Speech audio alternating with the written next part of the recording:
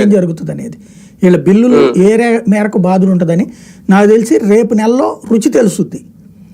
ఆ తర్వాత నెలల్లో ఒక 2-3 నెలల తర్వాతన వీళ్ళకి ఎంత భారం పడింది అనేది ఒక క్లారిటీ వస్తుంది.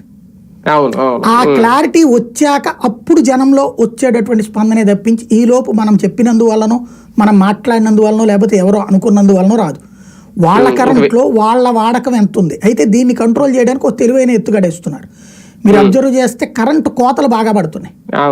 రోజులో ఉన్నట్టుండి 1 గంట పోతుంది, ఉన్నట్టుండి 1 అరగంట పోతుంది.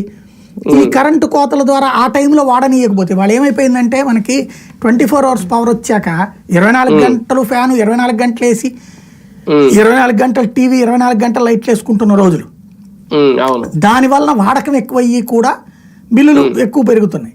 ఇప్పుడు వీళ్ళు తగ్గించారనుకోండి, మీరు రోజులో 2-3 గంటలు కరెంట్ లేదనుకోండి, ఆ వారా బిల్లులకి సంబంధించి మీరు వాడకం తగ్గడం వల్ల కరెంట్ తగ్గుతుంది కదా, తద్వారా బిల్లు తగ్గుతుంది కదా, ఆ విధమైన ప్రయత్నం చేస్తున్నారు. అది సక్సెస్ అయితే గనక ఈ భారాల గురించిన ఆలోచన ఉండకపోవచ్చు.